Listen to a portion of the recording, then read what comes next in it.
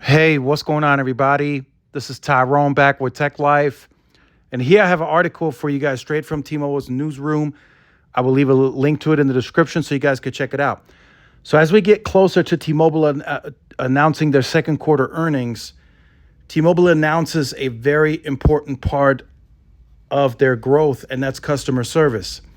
T-Mobile and Metro by T-Mobile named number one in customer care by J.D. Power. So, this is an important part of why I feel a lot of people do stick around with the company, even when the network is not in the best shape. It's due to the customer service. They treat you with respect.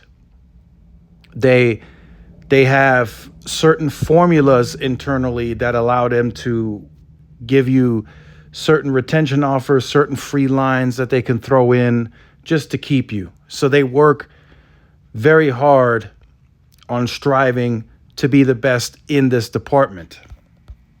So the Un-carrier customer experience can't be beat, and there's a whole shelf of awards to showcase it. Today, J.D. Power announced that for the 12th consecutive time, T-Mobile has received the top spot for customer care among mobile network operators. So this is the 12th time in a row that T-Mobile has won this award. And it seems very near and dear to them. They pride themselves on it. And I think that's what helps them keep their churn where it is.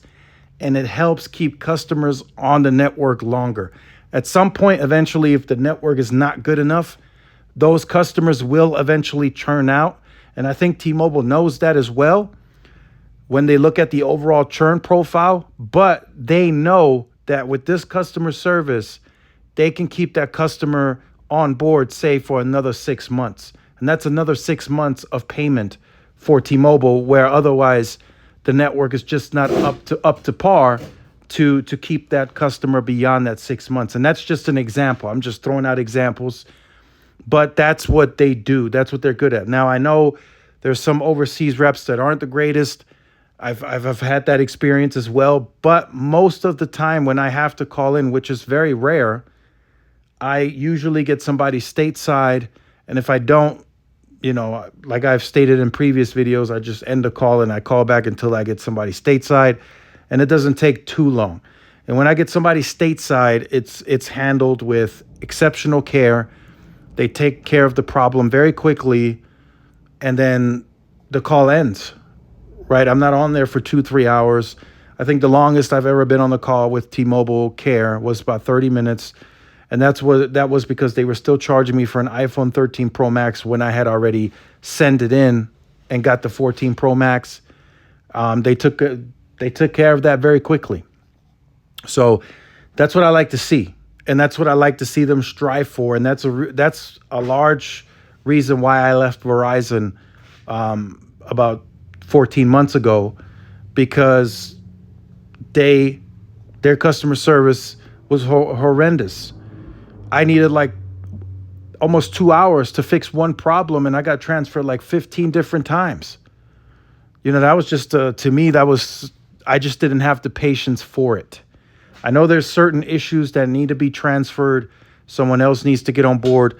But the fact that I had to call in, and then I got rerouted to the app. Then I needed to schedule an appointment. Then eventually I bypassed that. Then I called 611. I got someone on the line. And then from there on, it just went downhill. Now, again, I could probably call again and that experience changes. But just that one time, I just didn't have the patience or the time, for that matter, to be on the phone that long for what I felt like was a very simple problem to fix. So, again, good to see T-Mobile winning these. Hope they get to win these in the future. I hope they stay the same. I hope the customer service gets even better and improves as we get the call center open in Rochester, and I think it's Kingsburg, California. As those get going, I hope more of the calls get rerouted stateside and that customer service even gets better. So make sure you guys stay tuned. We got earnings today from T-Mobile at about 2:30 my time. Should be about 4:30 Eastern. Looking forward to that. I'm really going to look at this go around. I'm really going to dig deep into T-Mobile's financials. And again, disclaimer, I'm no financial expert, but that's what I'm going to look for, right? I'm going to look for the smoke and mirrors now. A lot of people are saying, and I saw that yesterday, right? AT&T had 326,000 customer ads, but their financials look pretty good, right? They had great balance. They had a great ARPU on wireless that grew 1.5%.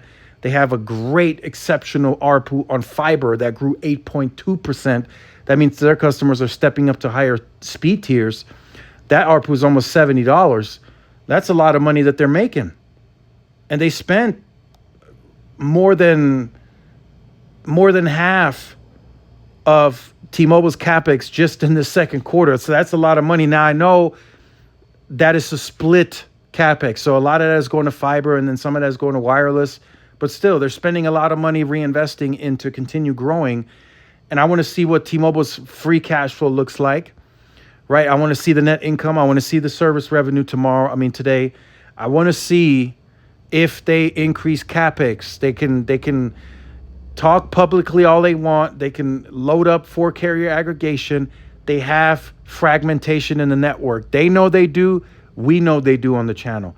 Verizon is launching very quickly what I'd consider the most and largest contiguous network in the United States besides AT&T.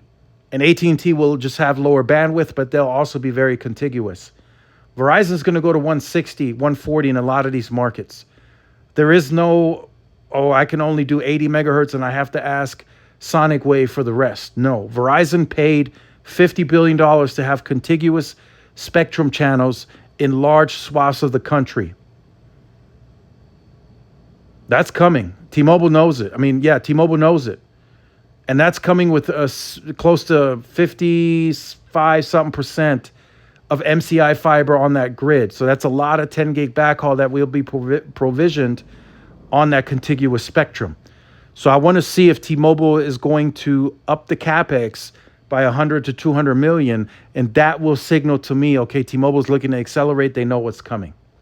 So I'm going to look forward to all of that. I'll see you guys in that video. Make sure you stay tuned. Like, share, subscribe. This is Tyrone with Tech Life. See y'all in the next one. Peace.